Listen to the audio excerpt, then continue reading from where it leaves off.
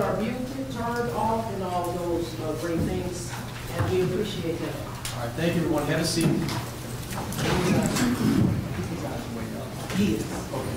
Yep. So we can probably bring him on in. Bring it right up? Yeah. Okay, good. So a couple of things, right? I absolutely, once again, expect proper courtroom decorum no matter what. Sheriff's deputies are here. They're in charge of courtroom security. And if anybody does or says anything that impacts on courtroom security, they have my full authority to act appropriately, and I know none of you wants that to happen. So please make sure you keep that in mind. Ask that all your phones be off and put away.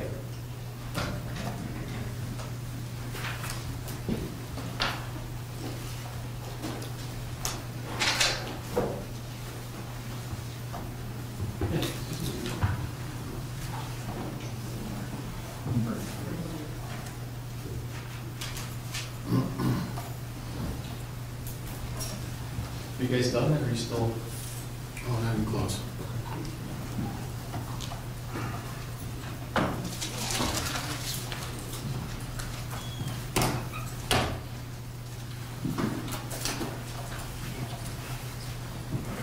All right. For the record, we are here in the Manor State of Ohio versus Terrell Edwards. Good afternoon, Mr. Edwards. Yeah.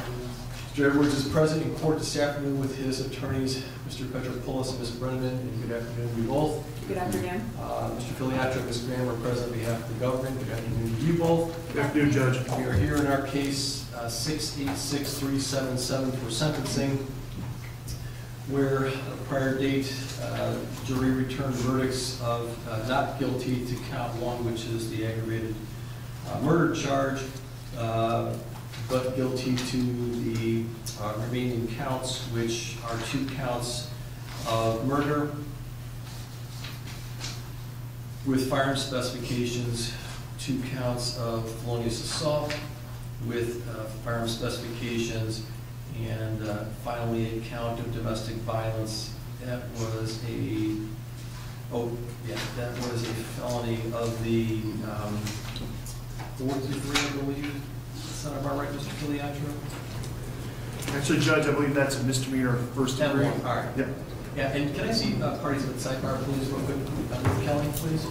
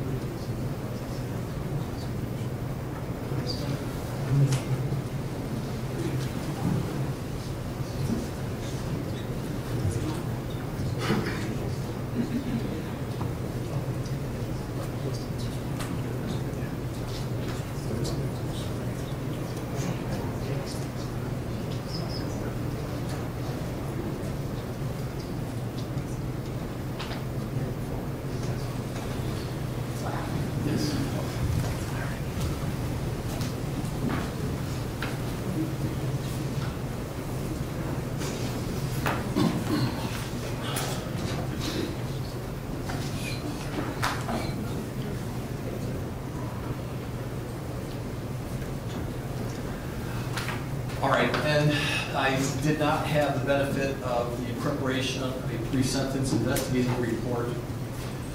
Having sat through the trial, I felt I had sufficient information to make a decision. Mr. Filiatro, can you address the court with respect to the concept of merger? Yes, Judge, thank you. Your Honor, pursuant to the statute 2941.25 requires that the court address, and the prosecution actually address the issue of merger in this case. Your Honor, in this case, the state concedes that counts 2, 3, 4, and 5, so both counts of murder, both counts of felonious assault, as well as the count of domestic violence, will all merge with each other. The state elects to proceed to sentencing on count 2, that would be the murder A count, where the jury found that the defendant purposely caused the death of Amanda Williams. All right. That goes to counts. I've got a separate situation with regard to firearm specifications. If you'd like to make a record, you're more welcome to. I will, Judge, thank you. Your Honor, as the court is aware, there is the case State versus Bowler. This is 171 Ohio State 3rd 678, 2022-Ohio-4370, which requires the court to follow 2929.14B1G with regard to firearm specifications. And I'd like to read that into the record. B1G states, quote, if an offender is convicted of or pleads guilty to 2 or more felonies, if 1 or more of those felonies are aggravated murder, murder, attempted aggravated murder, aggravated robbery, felonious assault, or rape, and if the offender is convicted of or pleads guilty to a specification of the type described under Division B1A of this section in connection with 2 or more of the felonies, the sentencing court shall impose on the offender the prison term specified under Division B1A of this section for each of the 2 most serious specifications of which the offender is convicted or to which the offender pleads guilty, and in its discretion also may impose on the offender the prison term specified under that division for any or all of the remaining specifications. So, that being said, while the second count of murder and both counts of felonious assault merged with the first count of murder, the firearm specifications do not.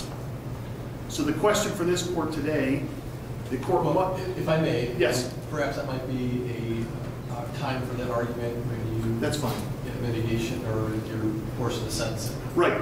So just to put the court on notice, we've talked about merger, firearm specifications are different. All right. Anything else by way of a preliminary matter, Mr. Filiatro? One other thing, Judge. The defense filed a motion on March 8th, 2024. I don't know if you've seen this. This is defendant's motion to set aside verdict and enter judgment of acquittal pursuant to Criminal Rule 29C. Did you have to walk through a copy of that? I did not. I have not seen it then. Okay. So... May I see it? Yes. Yes, please.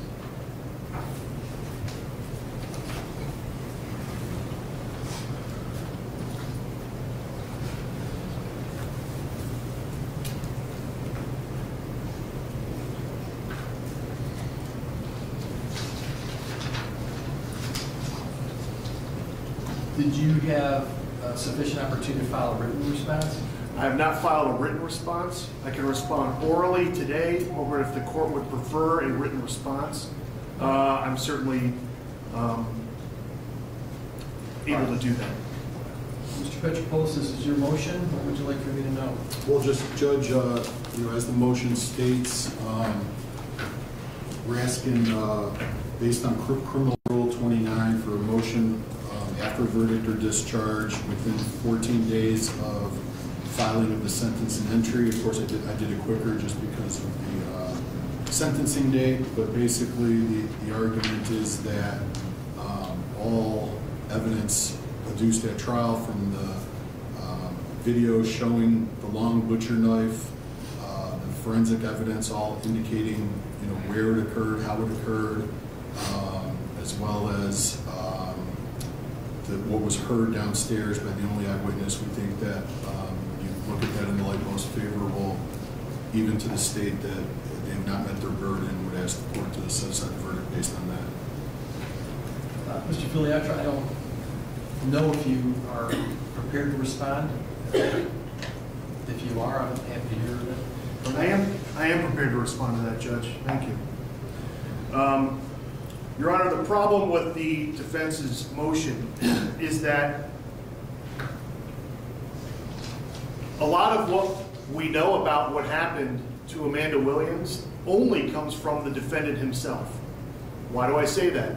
We've got video 1 that was taken at 11:31 p.m. Video 2 is 1 second long, taken at 11:32 p.m. Video 3 is taken at 11:38 p.m. So there are roughly 7 minutes of time in between the first video and the third video that we don't know what happened other than coming from someone who was there. And the only person who was there who can say anything about it is the defendant. So here's his real problem, is that he's not believable about what happened in those 7 minutes. The state needed to prove that he did not use self-defense. So the state needed to prove either he created the situation or added to it, he did not have reasonable grounds to believe he was in immediate danger or death, he did not have an honest belief of that, or he used unreasonable force. We needed to prove one of those 4 things. And his problem is he gave conflicting statements on very key issues. In the zone car with Officer Vidic, he gives his first story. Her eyes got real red. I seen like a demon coming out of her. She got a butcher knife. I recorded her on my phone. Then she goes back downstairs. That is when I went and put my 2 guns in the car, thinking she is going to calm down. Then she gets the knife again, and he records her again. So what's he saying there in the zone car? In that 7-minute time frame is when he put his guns in his car. And later on, he says why he did that. He says, because I didn't want to use them. His words. I'm sure the court remembers this. The next day, though, everything's different when he's interviewed in the station. Now it's, she told me to sleep with one eye open, and she held me hostage for that whole time frame. And she reached for the guns. And that's why I took them out, because I didn't want her to use them. That begs the question. In the second rendition of what he says happened in those 7 minutes, when did she reach for the guns, causing him to take them down to his car, if she's holding him hostage that whole time? It doesn't make sense. Nor does the fact that him saying she held him hostage when she clearly set the knife on the ledge in video 1 and then walked towards him with just the lighter in her hand. Those are big problems for the defendant in his story of self-defense, which he gladly told over and over again to Officer Vidic, to Lieutenant Johnson, and then to the jury on the witness stand. The state's evidence against self-defense is the defendant's lack of credibility, combined with his strong desire for the police to go up there before Tyler went up there. You'll remember from Officer Cologne's body camera that he said, get in there, she wants to go up there, don't let her see. And the knife's still up under her. He says to Officer Vidic, She was holding the knife in her hand when she fell. We know from the medical examiner that is patently false, because one of the shots he fired at her went through her neck and caused her instant paralysis. She could not have held that knife anymore when she was shot at that very moment. Instantaneous. So there's no way she could have been holding that knife as she fell to the ground. There's no way she could have been holding that knife when she was on the ground.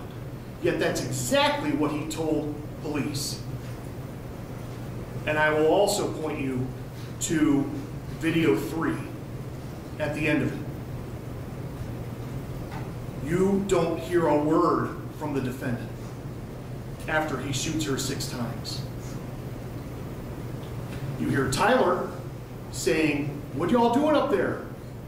But you don't hear a word from him, and then you hear rustling. You hear movement. It was the state's argument to the jury that that's when he could have slid the knife right under her body, knowing exactly where it was to tell the police where it was when he was downstairs. Contrast that with Officer Jordan, who went upstairs and immediately went to help Amanda Williams and never even noticed the knife until EMS was up there. That is the difference between someone who cared for this woman and someone who purposely killed this woman. So, that being said, Judge, his self-defense was thoroughly defeated at trial, and this motion should be flatly denied. Thank you. Well, the jury received instructions from the court, specifically as it pertains to self-defense. The court will presume that they followed those instructions, they rendered their decision accordingly, and I'm going to deny your motion for a motion of acquittal at this point in time. Going forward, for everyone's edification, Mr. Petropoulos, Ms. Brennan, I'll first hear remarks from you with respect to mitigation. If there is anyone else who is here that you wish for me to hear from them on your client's behalf, that's in your direction. Next, I'll hear from the state. Mr. Filiatro, whatever remarks you may have, and anyone who you would like to have me hear from, they're going to be in your direction. And then finally, Mr. Edwards, you'll not be required to say anything to me, but if there is anything you would like to say to me at the end, it'll be at that final moment in time. With that, Mr. Petropoulos, Ms. Brennan. Thanks, Your Honor. Judge, preliminarily, Terrell Edwards, minimal record. He was working 2 jobs at the time of this, one at UH, and then he was also delivering for Walmart. 3 kids that are still minors, pays child support out of his checks every week, and a minimal criminal background. His father's here, as well as a couple of uncles. And, throughout this process,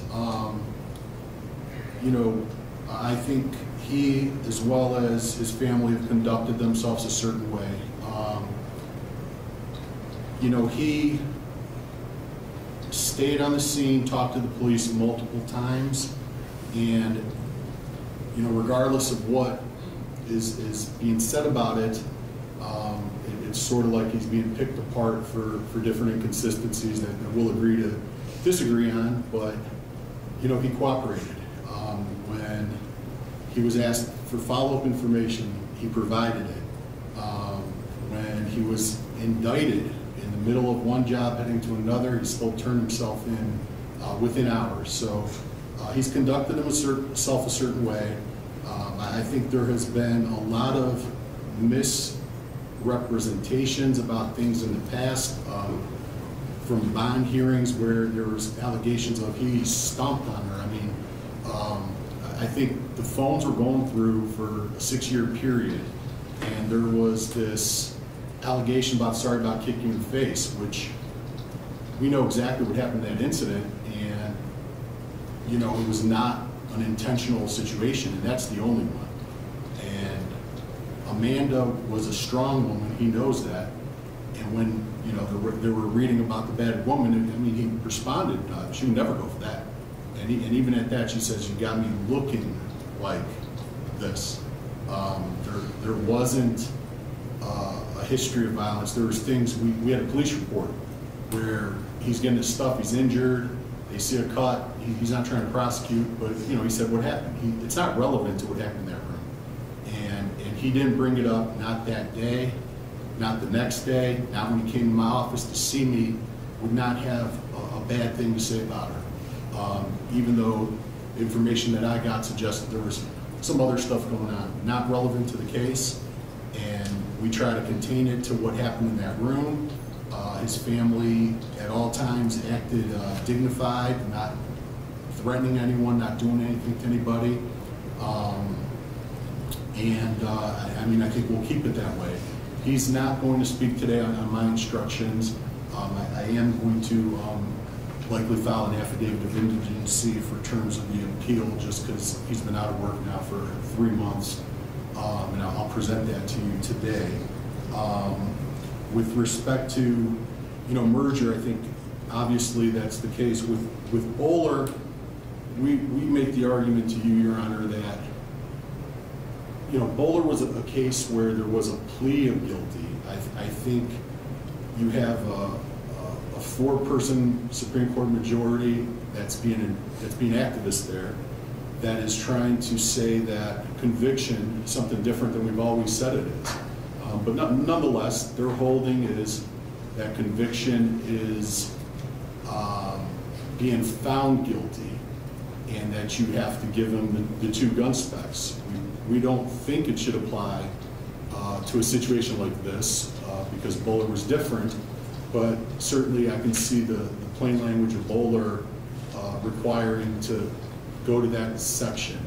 However, when it comes to murder A and murder B, felonious assault A and felonious assault B, I don't think that we should be tacking on 3 and 3 and 3 and 3.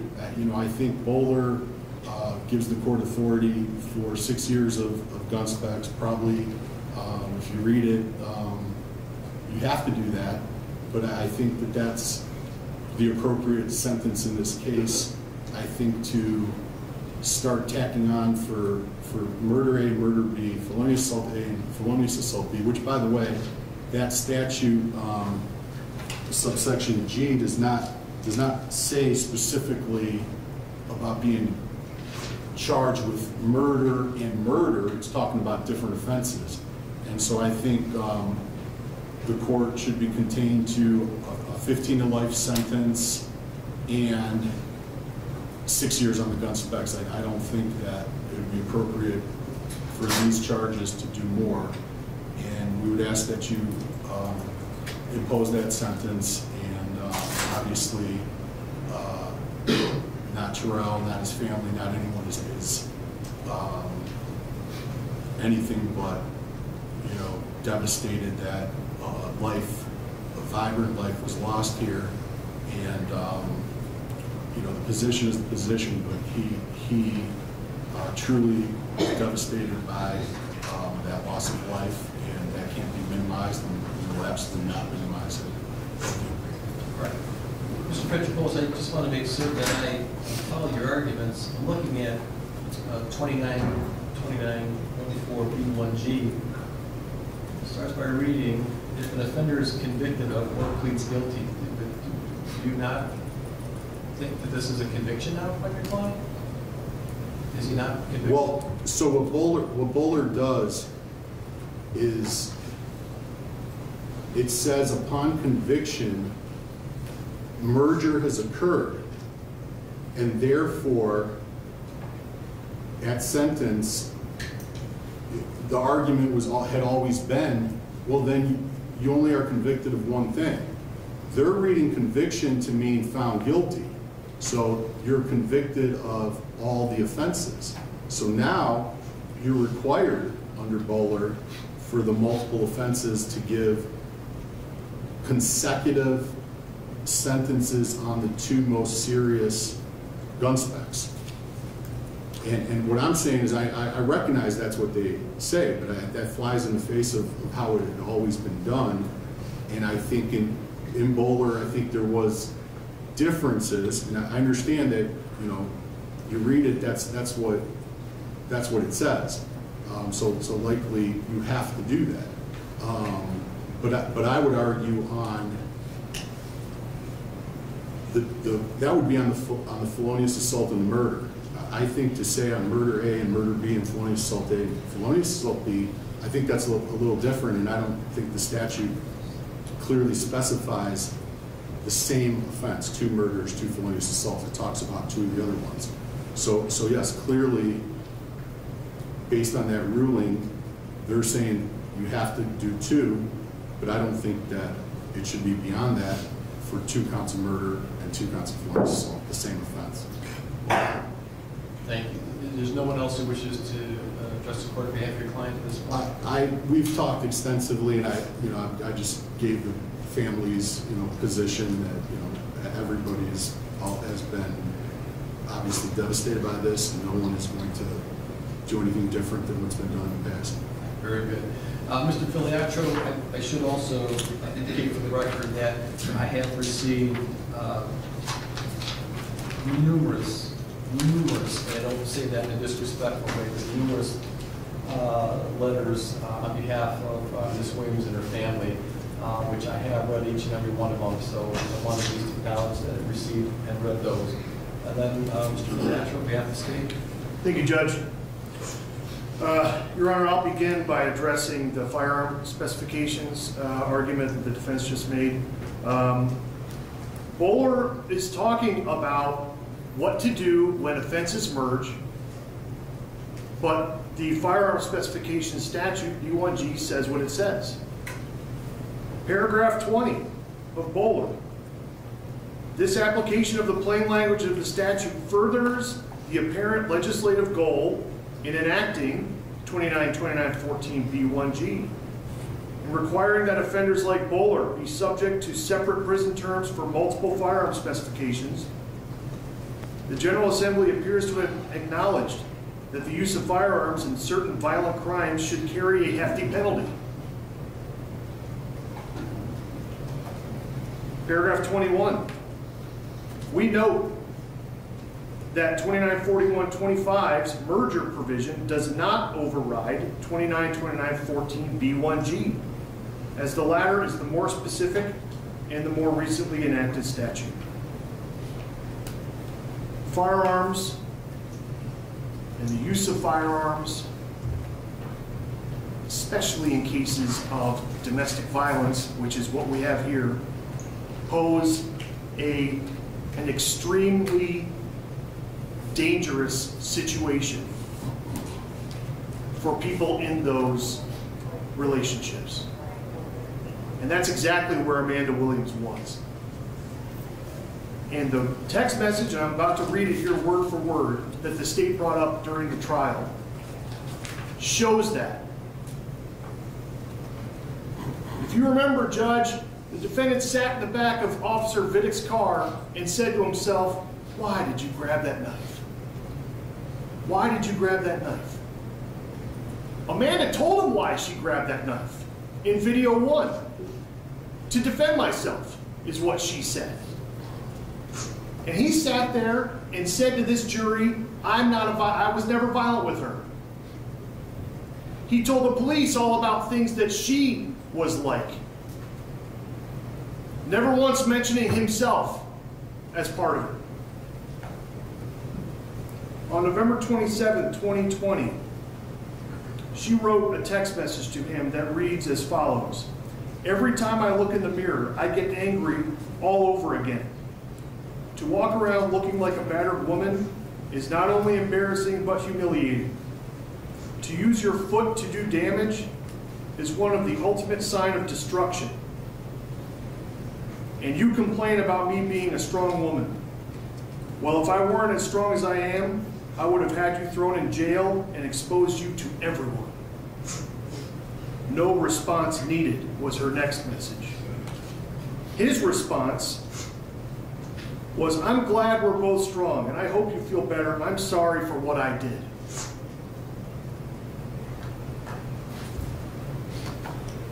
He's not saying, "Wow, what a misunderstanding we just had." He's admitting he used his foot to cause damage to her face. His next response: "I just wish the love we say we have for each other would show every day unconditionally." And her response to that, and this is why he knows exactly why she needed to defend herself. It will never be the same. And she had pictures on her phone of her face, pictures of herself in the hospital 2 days earlier getting treatment. You heard Tyler Williams' testimony. She did not know about the problems in their relationship. On that same phone, this happened around Thanksgiving time of 2020, she has a picture with her son, Amanda, and she has a COVID mask on her face. She hid this from her family, but he knew exactly what he did to her. And he can sit here now and have his lawyer say, there's a whole different side to that story, Judge. But he sat there and told that jury, I'm not violent with her. She begs to differ, still. So, that being said, Judge, I want to talk about what happened. This defendant shot her 6 times in her own bedroom. He did not need to. In his own testimony, he admitted that when she was looking down, hitting his phone, her attention was to the phone, not to him.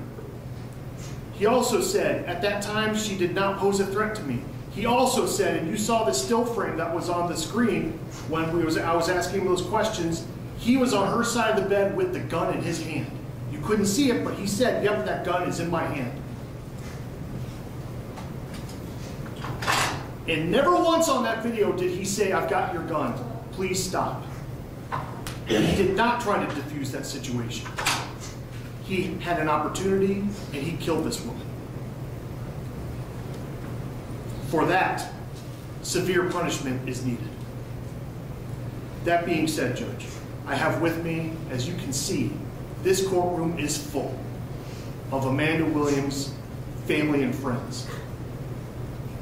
You've seen the letters, many of them being her sorority sisters, community members. To say she will be missed in this community is an understatement, a severe one. To say she will be missed by her family is just not true. She won't be missed, she will be missed, she is missed. So Judge, with me is Mr. Ian Friedman, who is the Marcy's Law lawyer for the family, and I'd like to have him come up with, we've got a couple speakers, and then Mr. Friedman's going to read a letter from her adult son, okay? Good afternoon, Mr. Friedman, come on up here. Thank you.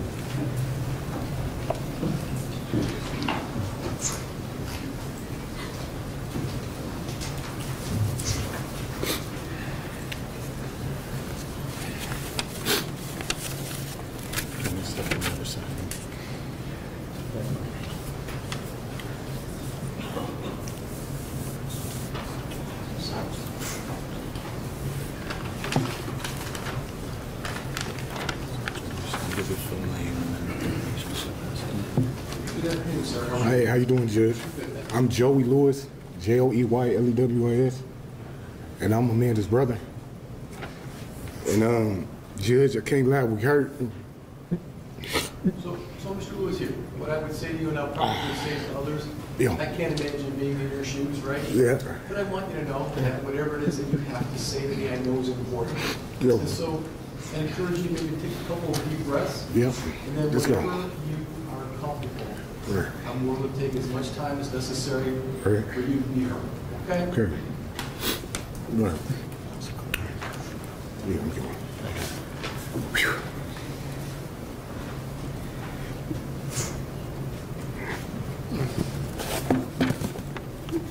Here, I'll do it with you. Take a couple of deep breaths. All right, take a deep breath. We're going to hold it. We're going to let it go. Okay, so deep breath in. Hold it. Yeah. Yeah, we heard, Judge. We heard. One more time. Deep breath in. Hold it. Yeah. Okay. Yeah, I was raised with her. My mother had 2 kids, me and her.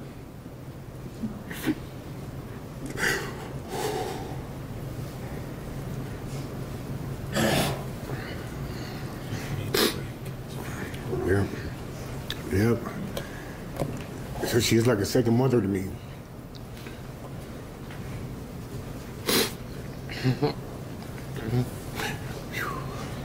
So here, if I can, just look at me and talk to me. Tell me about it. Right. Tell me about it. In your own words. Yeah, so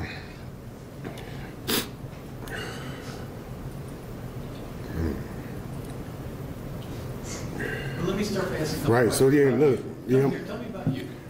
Right. I'm her brother. She had a big part of raising me. Okay. She made me the man I am today. What do you do for a living? I'm in management. Okay. Right. So Are you yeah, in town? Yep. Okay. So yeah, I'm cool. Okay. Yeah, so it was a big part of she's a big part of my life.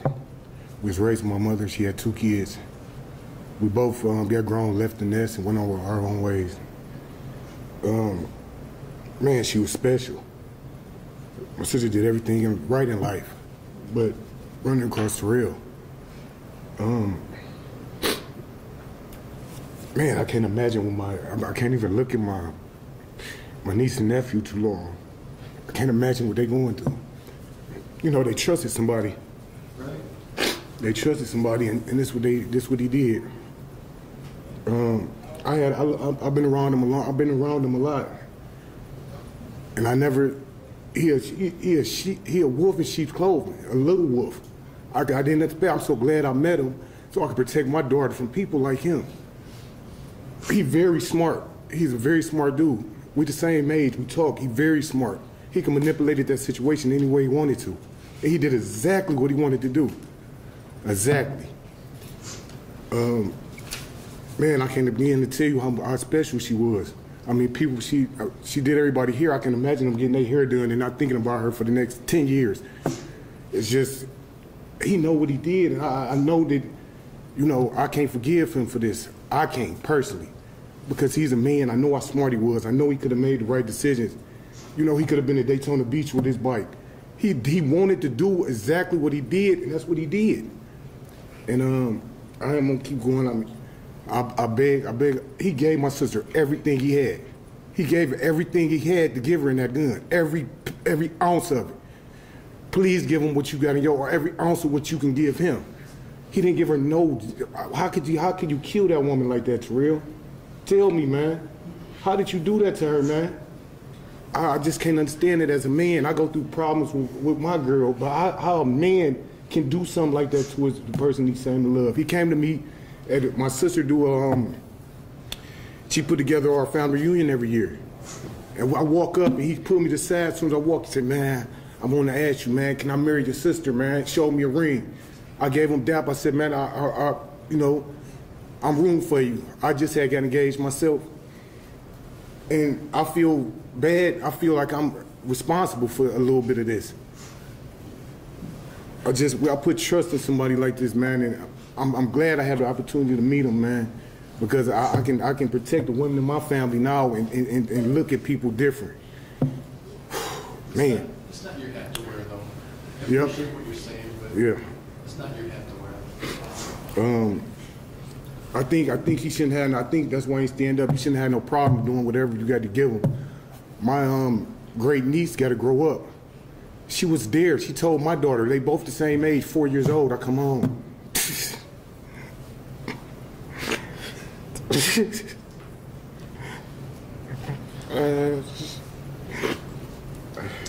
My daughter say, "Damn." I'm sorry. Excuse me. My daughter say, "Yeah." Tyler said her papa killed her G-Ma and she was in the room sleep. I say, damn, I can't believe that kid, 4-year-old, can understand something like this. But I need her to be grown enough before he get out, so she can process this and learn how to forgive, I guess, from this. I don't want her as a teenager getting out and all the going through life, and then something like this hitting to just make it that much worse. She need to be grown enough, I think, where she'll be able to understand it and be able to forgive. That's all I got. I mean, that's it. You know, Terrell, okay, I mean, you go do your time, man. You put yourself in this position, man. You know, we liked it you a little bit, but she liked it you, we liked it you. I tried everything in my everything to like you, man. And that's what you did. I think it's about to be lenient. You can't get enough time right now. Thank you for your time, Your Honor. Thank you for We your appreciate it. All right.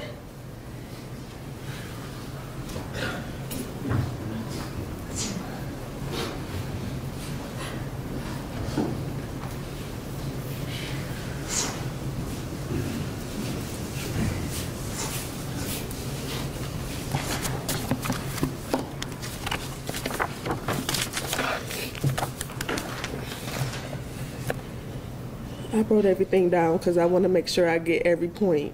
You know what we maybe encourage you to do, I know from when I read, sometimes I read a little faster than what it is with your gallons. Just kind of keep that in mind. Again, I know it's important that we're all going to do what you have to say, so just keep that in mind, okay? What would you like for me to know? Honestly, I feel if anyone could take a person's life intentionally, should never see another day in light. I would wish the death penalty, but unfortunately that's not here, so life in prison is best bet. I just can't stomach the fact that I have to live the rest of my life without my mom. My daughter has to live the rest of her life without her grandma because a coward wanted to take her life. My mom did not deserve this at all. My mother was a family-oriented person. She was my motivator, my best friend. She was the glue to this family. She was my guidance, my everything. I just can't live without her, and I can't imagine just living life without my mom.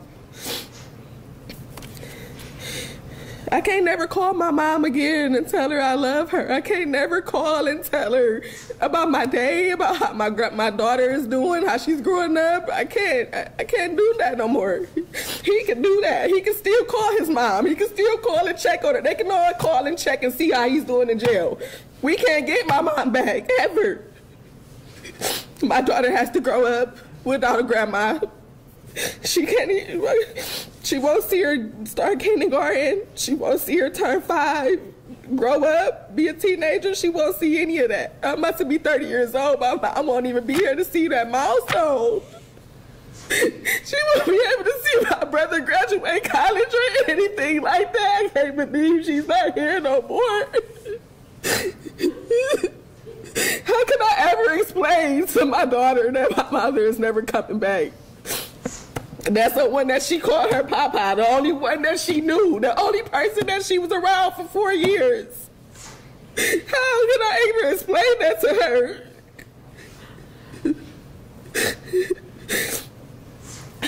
And you said you never wanted me to be traumatized. I was traumatized the moment I walked in the room and see my mom lying there.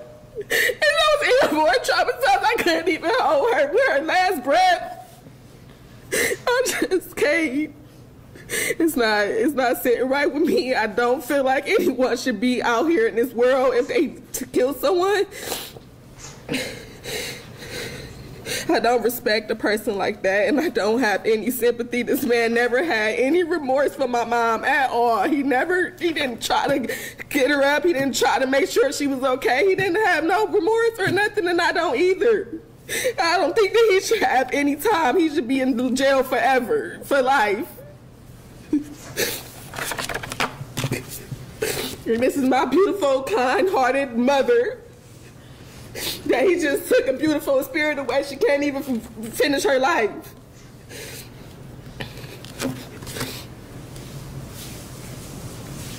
Thank you.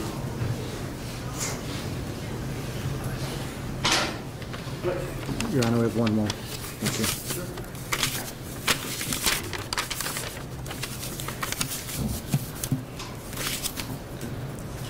you. Your Honor, as Prosecutor Filiatro said, I will, Ian Friedman, have represented the family pursuant to Marcy's Law, and I was provided a statement from Amanda's son, Tristan Bentley, and so I've been asked to read it, and I will read it exact as presented to me. And it's entitled, In Loving Memory of Amanda Williams, Victim Impact Statement. And it says, firstly, I would love to thank the team of prosecutors for doing an amazing job in helping provide a sense of closure for my family. The impactful death of my mother was something nobody in the family could prepare for, leaving behind such traumatic scars. Being my mother's only son, we were very close, and I would tell her about everything going on in my life. She impacted a lot of my decisions. She was always there for me. She had unconditional love and support always. Our relationship was so strong. She taught me how to turn everything into a positive and to limit any negative talks. She lit up every room with her glow and positive energy. In ways, I made personal decisions that would make her happy, things she would be proud of, and things she did not experience in her life that I could introduce to her.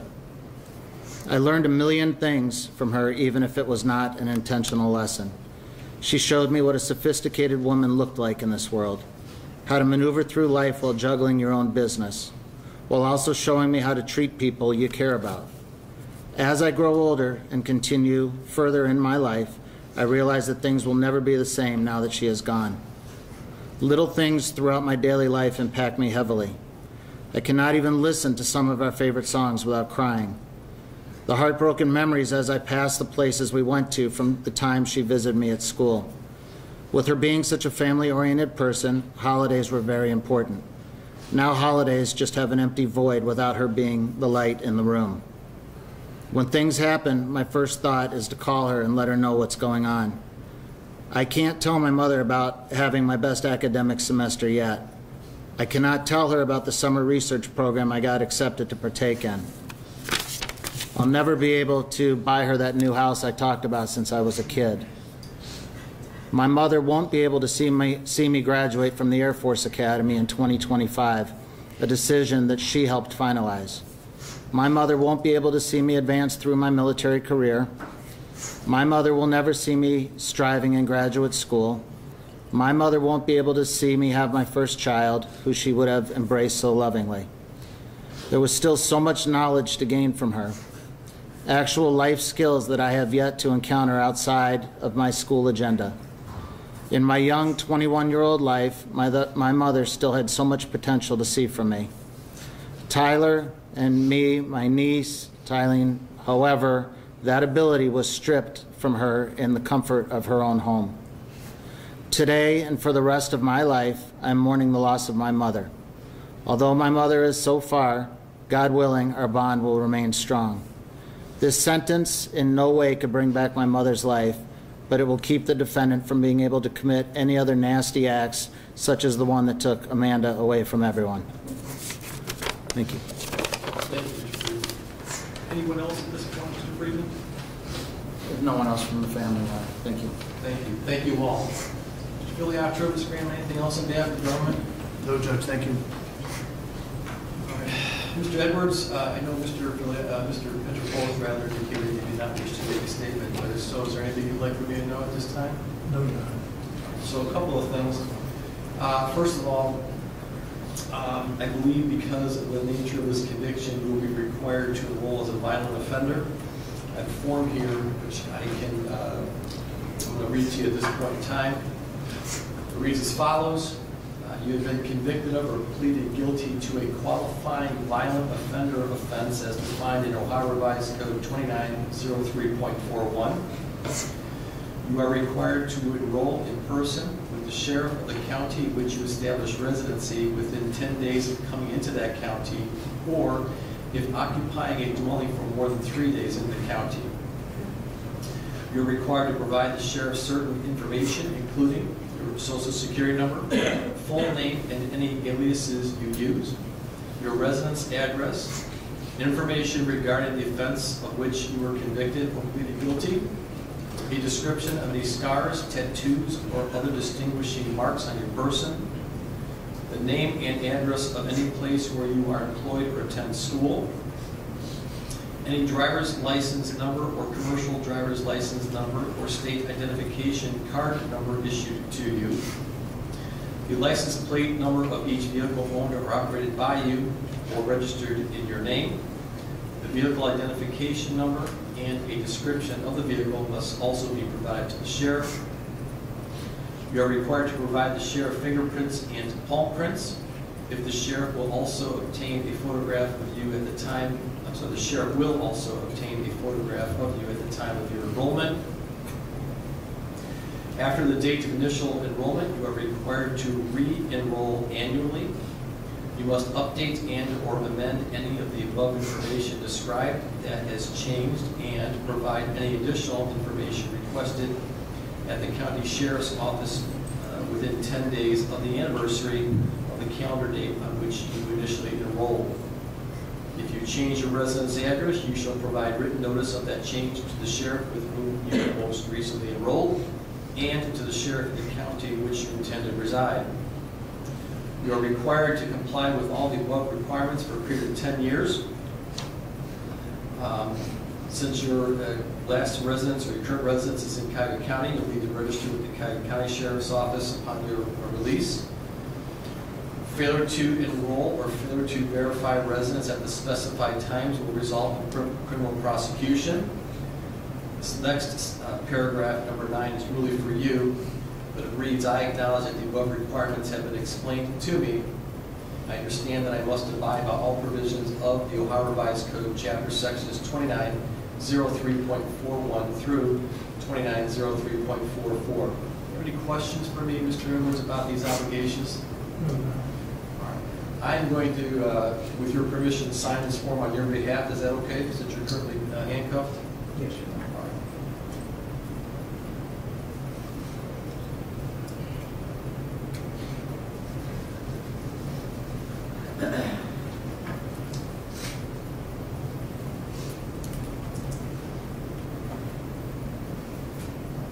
The last paragraph is really for me. It reads, I certify that I specifically inform the offender of their duties as set forth above. They've indicated to me an understanding of those duties. I believe that to be an accurate statement, so I will execute this form as well.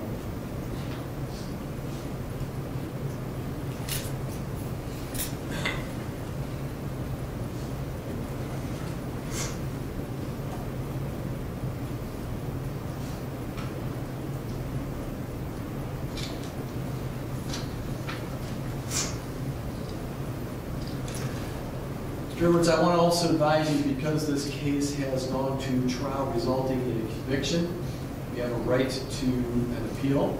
I want you to understand that you have the right to an appeal in this matter within 30 days after the filing of the court's sentencing journal entry. I want you to understand that if you are unable to pay for the cost of a transcript, the record, and all relevant documents required for the appeal, it will be provided without cost to you. I want you to understand that if you are unable to pay for an appeal, you are entitled to have the notice of appeal filed without the payment of a filing fee. And I want you to understand that if you are unable to obtain counsel for an appeal, counsel will be appointed for you at no cost. Do you understand these rights which I've just provided you? Mr. Petropoulos, I think you indicate you'll have an affidavit with I will send that affidavit and I'll sign counsel.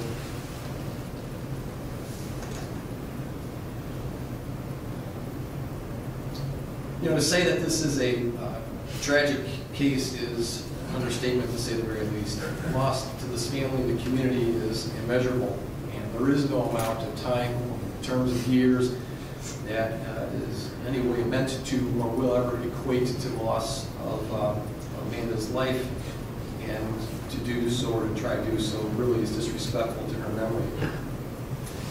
I do find that counts 2 through 6 merge, and we'll proceed to sentence on count 2. The sentence on count 2 will be a 15-year sentence, or actually it's a life sentence with parole eligibility after serving the full 15 years. That will run consecutive to 2 3-year firearm specifications pursuant to 2914B1G. Additionally, I'm going to serve an additional 3 years of firearm specifications, again pursuant to my discretion under 2914B1G. I'll not impose any fines. I will have him pay 1/2 of the court costs of proceedings. I'll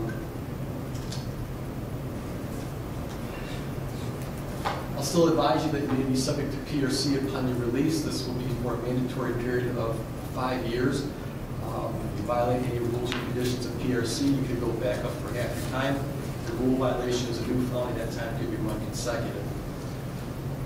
Anything else at this point in time, Mr. Filiatro? No, Judge, thank you. Just to confirm that, then the total sentence is life with parole eligibility after 24 years? Correct. Thank you. Anything else, Mr. Petropoulos? Other than we give correct time served? Yeah, should we specify what counts each of those three are? I don't know if it's necessary pursuant to the statute. Again, I had the discretion to impose, but it's required that I impose two most serious firearm specifications. They're all the same 3-year firearm specifications. If it makes a difference for review in court, I will merge the two firearm specifications for each of the felonious assault counts into one 3-year firearm specification. But that'll run consecutive to the 3-year firearm specification on count 2, the charge of murder, and consecutive to the 3-year firearm specification on count 3, the charge of murder. Anything else, Mr. Petropoulos? No, Your Honor. All right, and we give credit for time served. Sheriff of Transport. Thank you. We'll be in recess. All rise. Court now in recess.